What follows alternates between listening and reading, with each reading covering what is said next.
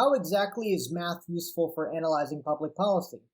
Let's say that two people are debating between how much money the government should spend on developing a vaccine for coronavirus. Let's say one person says that we should spend a lot of money because the more money we spend, the fewer people will die, and that we should try to be minimizing deaths. And let's say somebody else says that, well, the more money we spend on a vaccine, the less money we're spending on other coronavirus relief measures, and that overall more people will die. How do we take both of these statements and try to reconcile them, taking into account the fact that the possibility that both of them might be right in some way?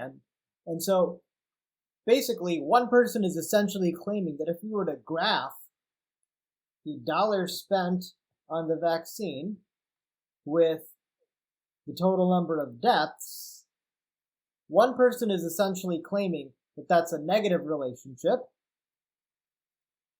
In other words, they're claiming that the derivative, which is the slope of this function, is negative. And on the other hand, somebody else is claiming that it's actually positive, And so if this is the debate that the two people are having, then, at least framing it this way, that these aspects of the derivative are what they're debating about, seems like, all right, we just put some technical language on something, but that doesn't really help us further the debate. Well, then what you do is you'd maybe collect some data. And so you might collect data on other types of diseases and how much money governments in general spend on vaccines and how that relates to deaths. And let's say you then get what we call a scatter plot. And let's say that the scatter plot looks something like this. Well, then, using econometrics or statistics, you would then find what's called a line of best fit, or in this case, a curve of best fit. And essentially, if you want to try to make predictions, that the relationship might look something like that. Let's say you find that. Well, now looking at this, we could see that both people in some way were right, because if you focus on this portion of the graph, the derivative, meaning the slope, is in fact negative. The relationship between these two variables is negative, meaning the more you spend on a vaccine, the fewer people die.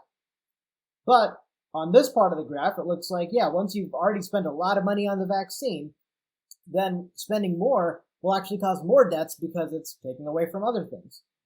And so basically, you might find that both people are right just on different domains of that function. And overall, once you have a good estimate of what the overall relationship between these two variables are, you can then try to find some common ground and say, all right, well, just because you're right that spending money on the vaccine lowers deaths doesn't mean we should spend an infinite amount.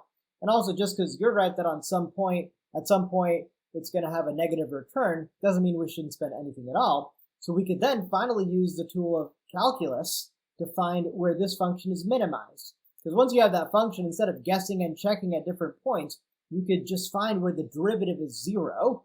And that basically is a fancy way of saying where the curve is flat.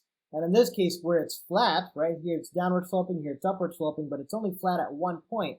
And the place where it's flat is in fact the minimum deaths. And so once you get an estimate for that, based on your data, you then have a number. And then you could budget in your government that that's how much we're going to spend on the vaccine, because that's our best estimate for minimizing deaths.